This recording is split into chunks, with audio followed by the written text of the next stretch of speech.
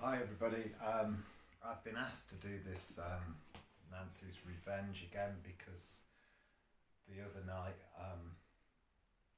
when I recorded it, as it occurred to me, I just set up my phone and I'd got sun cream on my face or something, so I'd been on the phone earlier that day and the lens got covered, and that's pretty much happened on most of the videos in the 7-day guitar challenge. Which this isn't part of. This is one of another random one of just me talking about this guitar here. It's a Gretsch rat rod, and if you've followed any of my other videos, you'll know that the pickups out of this went in a Dan Electro guitar, which I've had for years. I love. I've still got to more about that in another one, but I've got to shim the neck on that just to get the pickup heights right, because I kept hitting the strings and they're touching the pole pieces that makes all sort of extraneous noise, which we don't really want. So I'm just going to play a bit of this. You should be able to see the chords. A friend of mine just went, wow, what are those chords you playing? Well, they're really easy.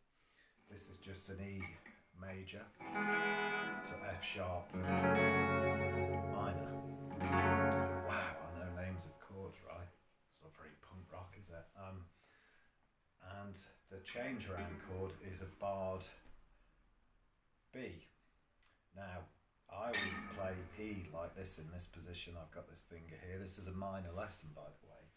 If you're learning, picking up the guitar, you'll learn E major. This one.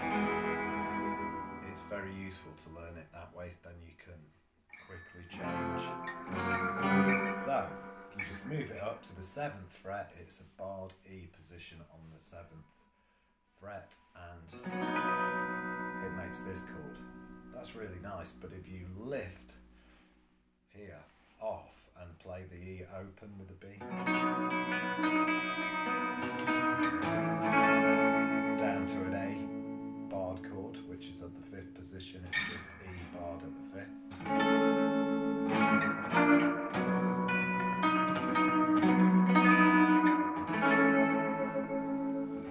And then this note here, which is on your E string, 2nd fret, bending it sharp as much as you want, just so it sounds right.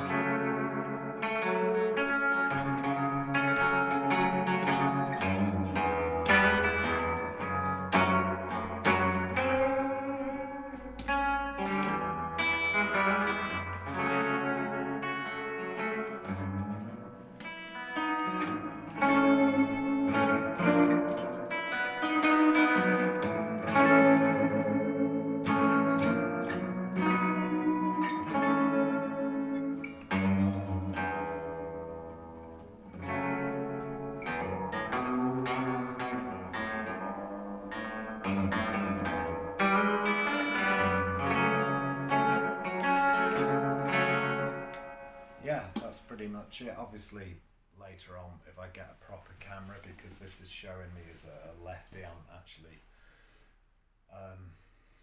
right-handed. A lot of people have gone, wow, you're a lefty. I'm not.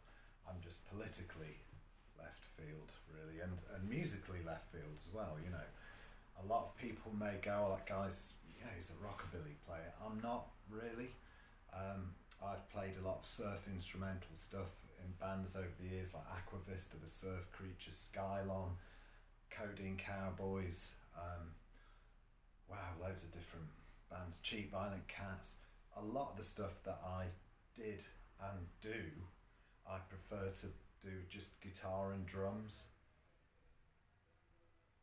That's sort of preferable to me for some reason, you know, so that's how I like to do it.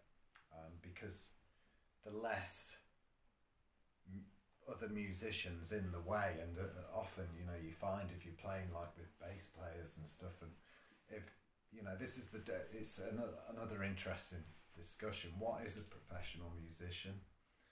A professional musician is somebody who joins an outfit, like I've been in many over the years, and you're required to learn parts. And so when you go to the rehearsal room, you're actually rehearsing what you know.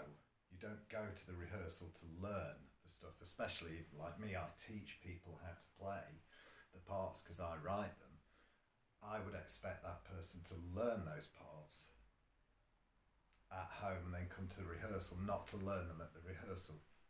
And quite often, you know, when you're playing the guitar, you want to be free to just do whatever you want, go at wherever you want. You suddenly might want to change your mind over a chord thing. If you're not worried about a bass player who can't follow it, you can do what you want, and it's so freeing. And, you know, if you're just playing with a drummer, let's talk about drums, they're just hitting circles, massive circles with very small sticks. The room for error should be quite minor, really, you know, when you're playing when you're playing the guitar. There's loads of possibilities for error. If you're hitting a great big tub with a stick, how can it possibly go wrong? Excuse me, I'm going to have to answer the phone.